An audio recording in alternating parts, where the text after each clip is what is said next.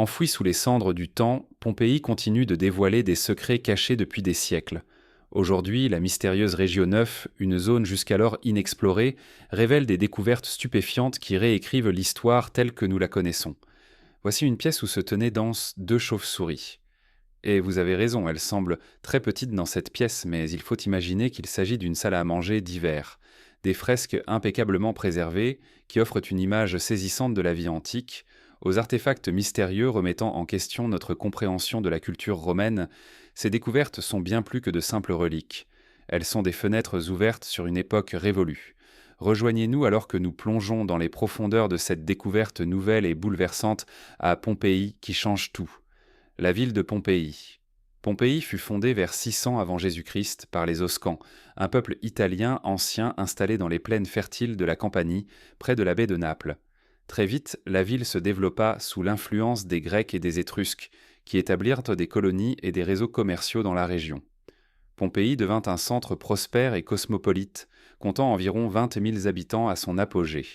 Son aménagement urbain était complexe, comprenant des temples, des théâtres, des bains, des boutiques, des villas et des bâtiments publics. Mais Pompéi n'était pas seulement un centre commercial animé, c'était aussi un haut lieu de la culture. Ses rues et ses maisons étaient ornées de fresques magnifiques, de mosaïques raffinées, de sculptures superbes et de graffitis vivants, témoignant de la richesse artistique de la ville. L'éruption catastrophique du mont Vésuve. En 79, après Gitse, Pompéi vivait une journée d'août ordinaire. Les habitants travaillaient, faisaient leurs courses et se retrouvaient entre amis, inconscients du fait que leur destin allait basculer à jamais. Soudain, sans aucun avertissement, le mont Vésuve, silencieux depuis des siècles, entra en éruption avec une force phénoménale. D'épais nuages de fumée et de cendres s'élevèrent dans le ciel, plongeant la ville dans l'obscurité sous un immense nuage noir. Mais ce n'était que le début. Bientôt, des éclairs zébrèrent dans le nuage volcanique, avant que la lave et les pierres brûlantes ne soient projetées en l'air, s'abattant sur la ville. Le pire restait pourtant à venir. Des nuées ardentes, ces coulettes de cendres surchauffées, dévalèrent tant les flancs du Vésuve à une vitesse terrifiante de plus de 7 km par heure, anéantissant tout sur leur passage en quelques secondes, arbres, bâtiments et habitants. Pendant 2 jours, le Vésuve déversa sa colère sur Pompéi. Les habitants, pris de panique, fuirent dans un désordre total tandis que d'autres cherchaient un refuge dans les bâtiments ou sous terre, espérant échapper à la catastrophe. Mais les cendres continuaient de s'accumuler, ensevelissant la ville sous 4 à 6 mètres de matériaux volcaniques. En seulement 48 heures, Pompéi fut transformée en ville fantôme. Ironiquement, cette terrible éruption, tout en détruisant la ville, permit aussi de la préserver. Les maisons, les objets et même les corps des habitants furent emprisonnés sous la cendre pendant des siècles. Sans le Vésuve, nous n'aurions jamais eu accès à cette extraordinaire capsule temporelle du mode de vie romain. La date incertaine de l'éruption. Pendant longtemps, l'éruption du Vésuve fut datée du 24 août 79 après Jésus-Christ, cette date ayant été consignée dans les archives historiques pendant des siècles. Cependant, de nouvelles preuves suggèrent que la catastrophe aurait pu se produire plus tard, en octobre voire en novembre. Une inscription récemment découverte lors de travaux de rénovation dans la ville fournit un indice clé en faveur de cette révision chronologique. Cette inscription, écrite au charbon de bois, utilise le système de datation romain et indique le 16e jour avant les calendes de novembre, soit le 17 octobre. Sa nature temporaire est significative, le charbon de bois s'efface rapidement, ce qui en fait une preuve exceptionnellement précise et contemporaine. D'autres indices renforcent cette nouvelle hypothèse, des fruits d'automne parfaitement conservés et des vêtements chauds qui auraient été inutiles sous le climat brûlant du mois d'août. Ces découvertes suggèrent que l'éruption pourrait bien avoir eu lieu à la mi-octobre. Ce changement de date soulève de nouvelles questions. L'éruption s'est-elle vraiment produite plus tard que ce que l'on a toujours cru ? Les couches de cendres et l'histoire continuent de dissimuler des fragments du passé, et les chercheurs explorent maintenant plus en profondeur les indices laissés derrière eux. La redécouverte de Pompéi. Pendant des siècles après la catastrophe, Pompéi sombra dans l'oubli, enseveli sous des mètres de cendres et de débris. Son emplacement fut oublié, et son destin tragique fut effacé par le temps. Mais la ville n'allait pas rester cachée à jamais. En 1594, un architecte creusant un canal près de Naples fit une découverte extraordinaire. Des murs antiques émergeant du sol. Cette trouvaille lança une quête passionnée pour exhumer les ruines de cette ancienne cité impériale. Les premières fouilles furent chaotiques, menées par des chasseurs de trésors avides de revendre des objets précieux. De nombreuses fresques inestimables furent arrachées et perdues à jamais. Ce n'est qu'en 1748 que des fouilles plus méthodiques commencèrent. Un ingénieur autrichien, Karl Weber, entreprit de dégager soigneusement les rues et bâtiments enfouis sous les cendres. Peu à peu, les maisons, boutiques et bâtiments publics réapparurent. Mais l'ampleur du travail était colossale, et même avec les technologies modernes, seuls 2 tiers de la ville ont été mis au jour aujourd'hui. Les découvertes continuent encore aujourd'hui. L'un des aspects les plus fascinants de ces fouilles fut la découverte d'espaces vides dans les couches de cendres, où les corps humains s'étaient entièrement décomposés. En coulant du plâtre dans ces cavités, les archéologues ont pu recréer des moulages précis des victimes, figées dans leur dernière posture. Gladiateurs, aristocrates, marchands et esclaves, tous furent figés dans le temps par les cendres du Vésuve, leur conférant une étrange immortalité. Chaque excavation nous en apprend plus sur leur quotidien, permettant d'explorer cette ville comme elle était avant la catastrophe. Pompéi nous offre ainsi une occasion unique de marcher sur les traces des Romains d'il y a 2000 ans, son passé ressurgissant à mesure que ses secrets sont révélés. Numéro 5. L'excavation systématique de Pompéi. Les premières fouilles systématiques de Pompéi ont commencé au XVIIIe siècle. Depuis, les archéologues ont mis au jour environ les 2 tiers de la ville, révélant un instantané unique de la vie quotidienne dans une civilisation antique. Ces fouilles ont également permis de retrouver les corps de certaines victimes, préservés dans la position exacte où elles sont mortes grâce aux cendres volcaniques durcies qui les recouvraient. L'une des découvertes les plus récentes et les plus passionnantes à Pompéi est l'excavation de la Regio 9, une zone centrale de la ville qui n'avait pas encore été complètement explorée. Cette nouvelle fouille a débuté en 2017 et se concentre sur l'Insula 10, qui comprend 2 grandes maisons, une boulangerie, une blanchisserie et plusieurs ateliers. Le site avait été partiellement étudié en 1888, mais les travaux avaient été interrompus et peu documentés. Aujourd'hui, les archéologues cherchant à achever l'exploration de l'Insula 10 et à en étudier l'histoire, l'architecture, la décoration et la fonction. Au fur et à mesure que les fouilles progressent, de nouveaux détails sur la vie des habitants de Pompéi sont révélés. La découverte de la Regio 9e offre une perspective inédite sur la manière dont les gens vivaient, travaillaient et interagissaient dans cette ville antique. Découverte tragique de restes humains dans la blanchisserie de la Regio 9e. Après la découverte d'une fresque célèbre, les fouilles ont continué sur le site, menant à des trouvailles encore plus fascinantes. En explorant le quartier antique de la Regio 9e, les archéologues ont découvert une modeste blanchisserie, encore remplie des outils de son activité datant de 2000 ans. Autrefois animée par le lavage, la teinture et le séchage des vêtements sous le soleil chaud de Campanie, cette blanchisserie est devenue un tombeau de cendres lorsque le Vésuve est entré en éruption. L'une des découvertes les plus remarquables est celle des restes de 3 victimes retrouvées dans une pièce de la blanchisserie où les vêtements étaient pas lavés et teints. Parmi elles, un enfant d'environ 3 ou 4 ans et 2 adultes, dont l'un portait un manteau de laine. L'enfant était allongé sur un lit en bois, tandis que les adultes ont été retrouvés au sol, près d'un escalier menant à l'étage supérieur. Enfermés et préservés par la cendre durcie, les corps ont été minutieusement analysés par une équipe anthropologique à l'aide de scanners, de radiographies et de tests ADN pour déterminer leur âge, leur sexe, leur état de santé et leurs éventuels liens familiaux. Les résultats ont révélé que l'enfant était un garçon, et que les 2 adultes étaient des hommes âgés de 18 à 25 ans et de 30 à 40 ans. Le plus jeune montrait des signes de compression vertébrale, suggérant une vie de travail physique intense, tandis que l'adulte plus âgé avait une corpulence robuste et des traces de barbe.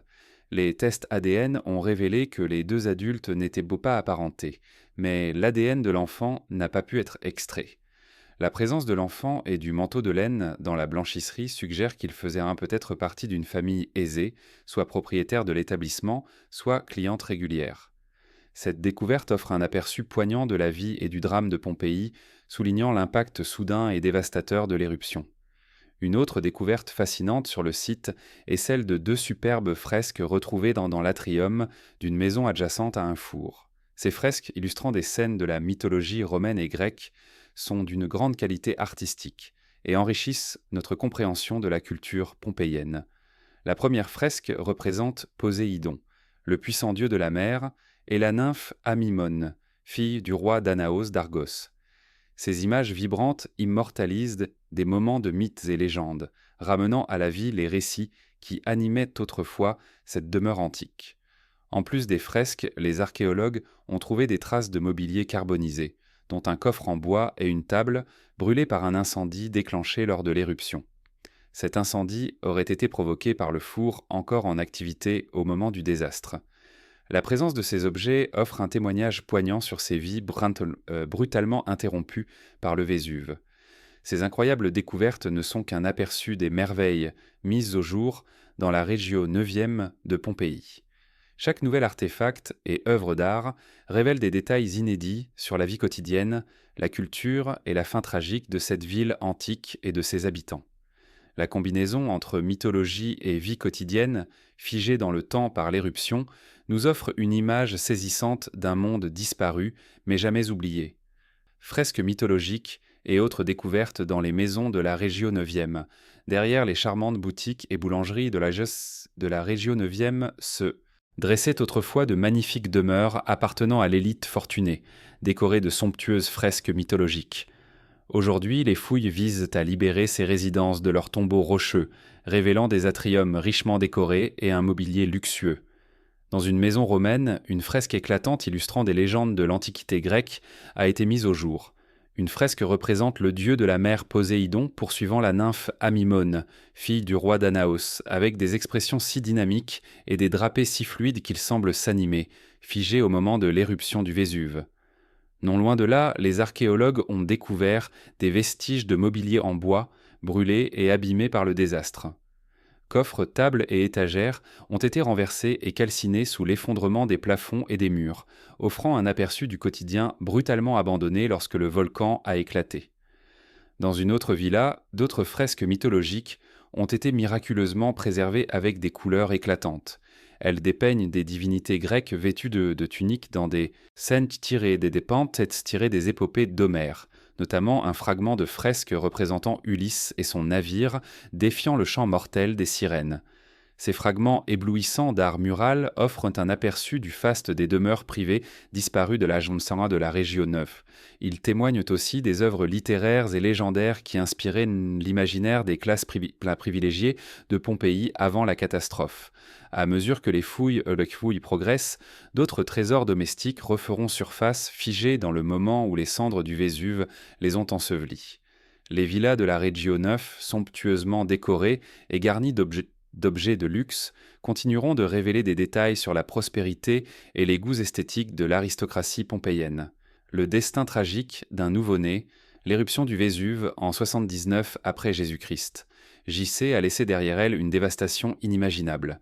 Mais parmi les découvertes les plus poignantes figurent les restes d'un nouveau-né et d'une femme enceinte retrouvés parmi les ruines de Pompéi. Ces trouvailles tragiques nous offrent un aperçu bouleversant des réalités terrifiantes vécues par les habitants les plus vulnérables de la ville, tentant désespérément d'échapper au cataclysme volcanique. Au cours de fouilles minutieuses, les archéologues ont découvert les restes d'un nourrisson allongé à côté du corps d'une femme, suggérant qu'elle avait accouché en pleine catastrophe.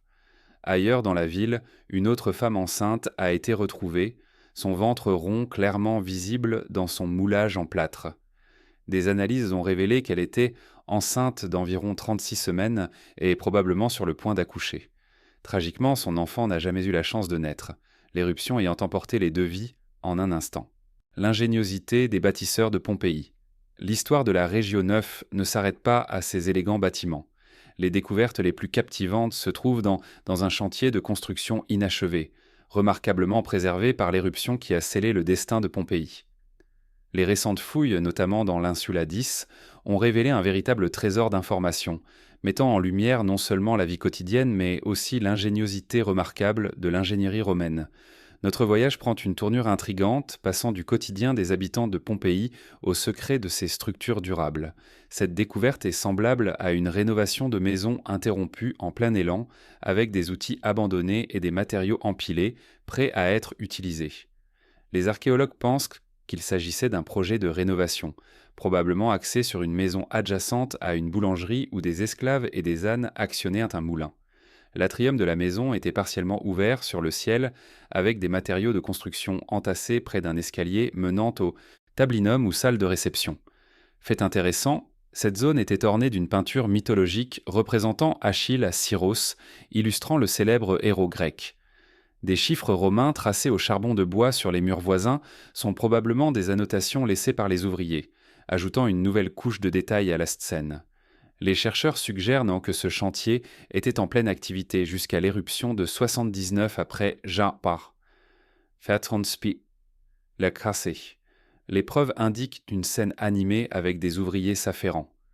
Parmi les matériaux retrouvés, on distingue des jarres probablement utilisées pour stocker et mélanger le mortier, des poids en plomb servant à soulever de lourdes pierres et des outils en fer pour le mélange du mortier. Ces outils du quotidien dressent un tableau saisissant du labeur des travailleurs. Les experts estiment que les poids en plomb faisaient peut-être partie d'un fil à plomb, un outil simple mais ingénieux permettant d'assurer la verticalité parfaite des murs. De manière intéressante, les récentes fouilles visant à réguler l'écoulement de l'eau entre les zones excavées et non excavées de Pompéi ont révélé encore plus de détails fascinants, les insulae et les autres quartiers. Bien que nous ayons exploré les merveilles de la Regio 9, ce n'est qu'une infime partie de la vaste cité de Pompéi. Cette ville antique était composée de quartiers divers, chacun avec son propre caractère. Partons en visite à travers certaines des zones les plus fascinantes de Pompéi, toutes figées dans le temps par la colère du Vésuve. Nous commençons dans le plus ancien quartier, la Regio Un, niché à côté du mur d'enceinte de la ville. Cette zone abritait autrefois les citoyens les plus riches de Pompéi, vivant dans de somptueuses demeures ornées de mosaïques et de fresques raffinées. En poursuivant vers la Regio 2, nous découvrons les grands lieux de divertissement de la ville, notamment des théâtres, des temples et l'impressionnant amphithéâtre. La Regio 3e, quant à elle, comptait des habitations plus modestes, ainsi que des entrepôts et des boutiques vendant des marchandises provenant de tout l'Empire. La Regio 4 constituait le cœur administratif et religieux de Pompéi, accueillant le forum principal animé, la basilique imposante et le vaste temple de Jupiter. À proximité, la Regio 5 abritait des demeures élégantes comme la maison du verger et la maison des gladiateurs, dont les atriums étaient décorés de peintures représentant des jardins luxuriants. Dans la Regio 6, on trouvait des thermes dédiés à la santé et au bien-être, tandis que la Regio 7 comprenait des habitations plus ordinaires et des auberges destinées aux voyageurs de passage. Enfin, la Regio 8 était animée par des boulangeries, des tavernes et des ateliers en effervescence permanente grâce à l'activité commerciale. Quant à la Regio 9, elle a révélé des bâtiments d'une incroyable richesse et élégance, ornés de mosaïques, de fresques et de sculptures remarquables. Pompéi est un véritable trésor d'histoire, d'art et de science, mettant en lumière l'incroyable puissance et beauté de la nature. Chaque quartier recèle des indices sur la vie dans cette vibrante cité romaine. Bien que le Vésuve ait anéanti Pompéi en une seule journée, les fouilles en cours en dévoilent progressivement toute la complexité et la richesse. Numéro 10. Les amants enlacent. Au début du XXe siècle, les archéologues ont fait une découverte bouleversante et inoubliable parmi les ruines de Pompéi. Ils ont trouvé 2 personnes, figées à jamais dans une étreinte amoureuse, leurs derniers instants préservés par la catastrophe volcanique. Au départ, les chercheurs pensaient que ces restes appartenaient à un couple ou peut-être à 2 jeunes femmes. Cependant, des analyses scientifiques plus poussées, y compris des tests ADN avancés, ont révélé une surprise inattendue. Les restes appartenaient en réalité à 2 hommes qui n'étaient pas apparentés. Étaient-ils de proches amis, des membres d'une même famille ou peut-être des amants dans une société plus ouverte à différentes formes de relations humaines? Le mystère de leur identité et l'intimité poignante capturée dans le moulage en plâtre fascinent le monde entier. C'est maintenant l'heure de la découverte du jour pour nos abonnés. De nouvelles découvertes incroyables dans la Regio 9 encore inexplorée de Pompéi changent tout. Parmi les nombreuses tragédies de Pompéi, l'histoire de l'homme le plus malchanceux de la ville, pris au piège lors de l'éruption du Vésuve, se distingue. Pendant des années, on a cru que sa tentative désespérée de fuite avait été interrompue de manière macabre par un énorme bloc de pierre lui écrasant la tête. Cependant, des révélations récentes ont bouleversé cette hypothèse. En examinant de plus près les restes, les scientifiques ont fait une découverte surprenante. Le crâne de l'homme était entièrement intact, contredisant la croyance largement répandue d'une mort violente par écrasement. Une analyse plus approfondie de ces ossements, y compris du torse supérieur, des membres, du crâne et de la mâchoire, a conduit les chercheurs à reconsidérer les circonstances de sa mort. Plutôt que d'avoir été écrasé par un bloc massif, la théorie dominante suggère désormais que cet homme est probablement mort par asphyxie, causée par le flux pyroclastique durant l'éruption volcanique. Ce nuage de gaz brûlant et de matière volcanique aurait rendu toute respiration impossible, le condamnant à une fin encore plus terrifiante que ce que l'on pensait auparavant. Ces nouvelles découvertes ne se contentent pas de réécrire l'histoire de cet infortuné individu, elles éclairent aussi les horreurs plus larges auxquelles les habitants de Pompéi ont été confrontés. Que pensez-vous de cet homme malchanceux? Partagez vos réflexions dans les commentaires ci-dessous. Numéro 11, la Villa des Mystères. Située juste à l'extérieur de la ville principale de Pompéi, la Villa des Mystères est l'un des domaines antiques les mieux préservés du monde.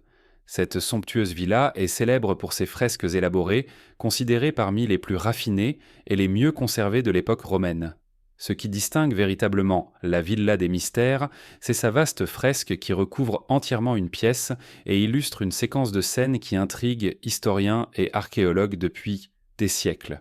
Cette œuvre d'une richesse saisissante est supposée représenter les rites d'initiation d'un culte mystérieux, peut-être dédié au dieu Dionysos, divinité associée au vin et à la fertilité.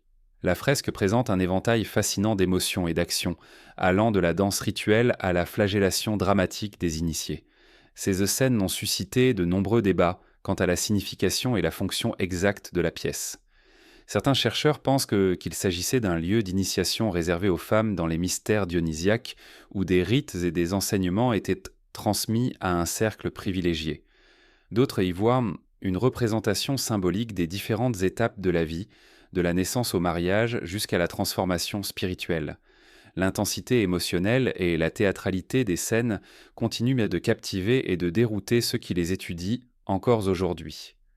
Numéro 12. Les légendes fantomatiques de Pompéi.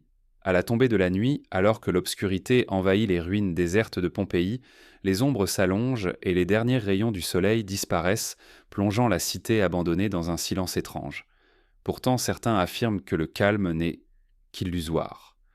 Lorsque la nuit s'installe, d'étranges phénomènes commenceraient à agiter les rues jonchées de débris. Cette atmosphère inquiétante remonte à plusieurs siècles, peu après le début des fouilles au XVIIIe siècle. Les ouvriers rapportaient entendre des gémissements plaintifs s'élever des profondeurs de la cendre volcanique, comme si les morts protestaient contre la profanation de leur sépulture. Des apparitions ont été signalées, errant dans les ruines à la nuit tombée, des citoyens romains fantomatiques semblant encore poursuivre un voyage inconnu. Dans les années 1920, un couple américain en visite à Pompéi vécut une expérience terrifiante. Alors qu'il se promenait sur la Via Stabiana en soirée, la femme s'arrêta soudainement et se mit à parler couramment le latin, lançant des avertissements apocalyptiques avant de s'évanouir. À son réveil, elle prétendit qu'un esprit de femme romaine avait pris possession de son corps pour transmettre des messages du passé. Depuis cet événement, des chasseurs de fantômes du monde entier affluent à Pompéi, espérant capturer des preuves des esprits tourmentés qui entraient la ville.